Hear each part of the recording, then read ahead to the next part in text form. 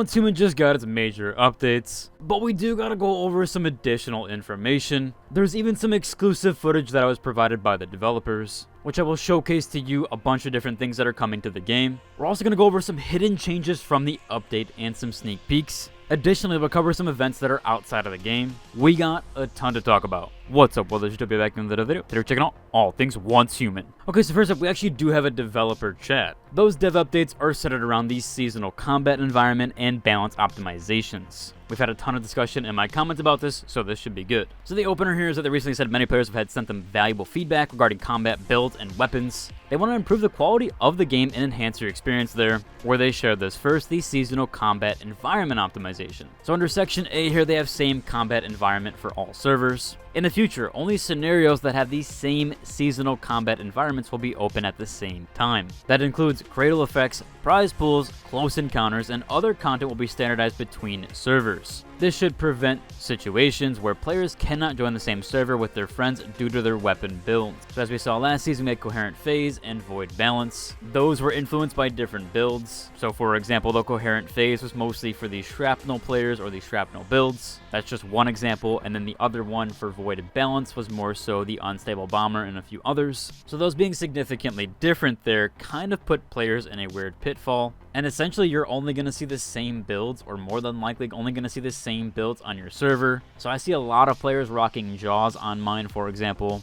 And I really don't see any Shrapnel players or any Shrapnel builds at all because, well, I'm on Void and Balance. So I do think that that kind of makes it a little wary, although it does make partying up a little bit easier because everybody's going for the same mods, or at least typically so that does make it a little bit better. But I could also see how that removes the dynamic from builds overall, especially when you play on the same servers. Next up here is Cradle Effects. To prevent the limited number of effects posing undue restrictions on weapon build choices during the season. They are changing the Cradle Effects. Most weapon builds will have similar strength levels, with some builds gaining new effects and bringing new possibilities to players' loadouts. And a lot of the powers have random things like downs, where you have to down enemies in order to get power boosts, where other ones are just triggering the effects, like the Unstable Bomber, you just need to trigger the effect in order to get a damage boost there. Seems like they're going to kind of streamline those a little bit differently. For the next section here, we do have the balance adjustments. They're going to make an official announcement regarding the future balance updates, but they have some plans so far. So first up, PvP stat adjustment mechanism is being changed. They want power differences in PvP to be within a reasonable range so that more players can participate and experience it. Hence, they're testing PvP stat mechanisms for Prism versus Clash. That will keep the power differences in check while maintaining the unique characteristics of builds and their counterplay mechanics. They will also determine if it is necessary or feasible to apply this feature to other PvP scenarios and modes. They're also doing some stuff with building damage. They said that all throwables currently deal the same damage to all buildings regardless of the type.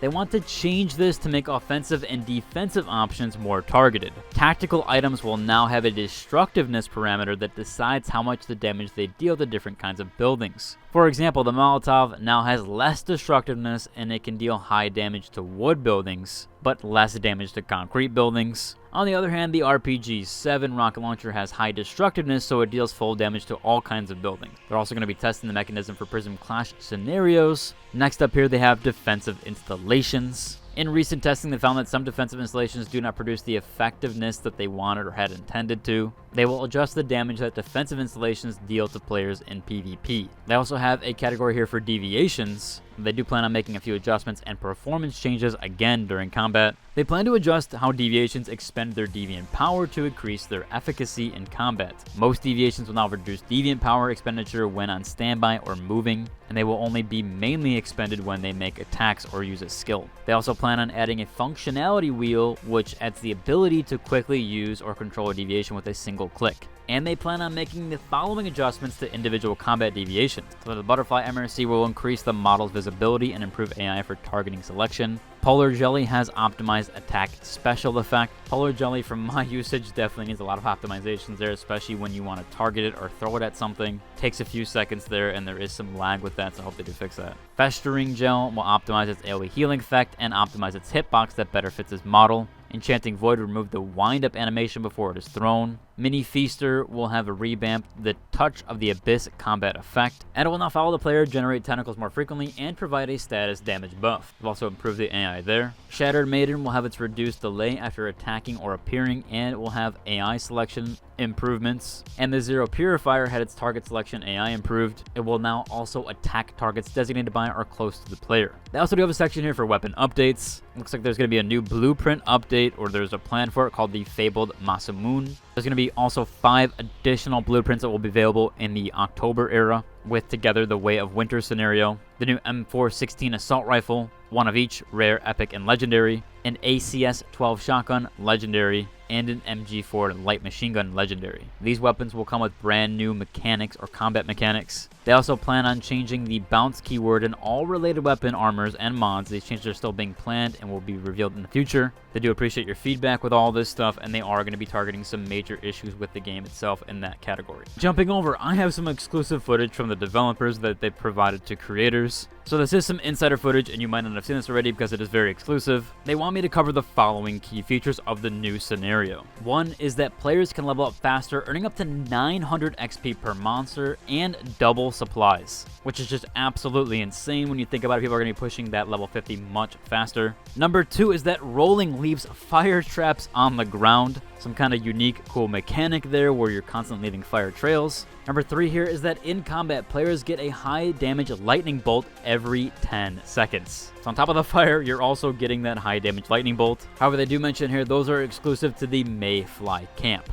So again, this footage does showcase that. Really cool mechanics there, and super hyped about this upcoming update and scenario. That will be announced at a later date. I don't know if this is planned for September or if this is the October scenarios, but it is in the works as of right now. We also got some stealth changes, or what looks like might be a bug. So this first one here, apparently the Buzzy Bee can be obtained on PvP servers on the Silo Alpha Pro. Now, some people think that you might be able to get any deviation right now, regardless on what server you're playing on. Again, not entirely sure if this is intended or if this is a bug. More than likely, this is a bug as it wasn't in the patch notes. We also have this update here from the developers over on the Discord, where they have received a feedback from the metas regarding abnormal drop rates for obtaining Fetch a Lot Bunny. They have identified that issue, and they're currently working on a fix. So again, some stuff there going on with deviations. Maybe this was because of what the changes were to the drop rates. We'll have to wait and see on those updates there. Now, we do have that brand new event that is happening outside of the game. And actually, there's 2 of those, and they're both giveaways. So this first one here is the new Battle Pass is live post over on their Twitter or X account. The event winners, there's 4 of them. The first place prize will get a $100 Steam gift card, and the rest 3 will get $50 Steam gift cards. This lasts until September 19th, and I'll link this post to you down below where you have to like, share, and follow them to have a chance to win that there. There's also another giveaway here. This one's actually quite massive. So as they mentioned here, Prism Clash scenario is happening and coming soon.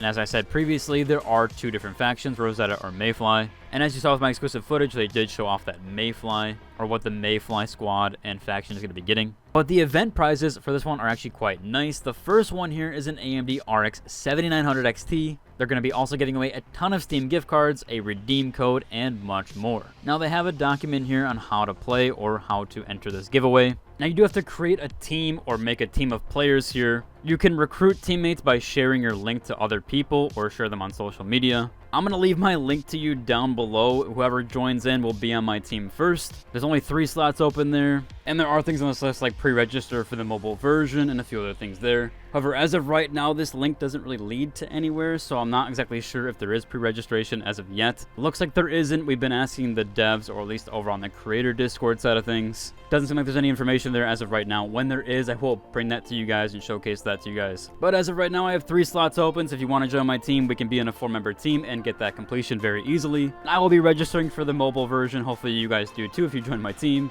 But we should get all the checklists done there, hopefully. Overall, it should about cover today's video. If you like and subscribe, and to the next. Deuce!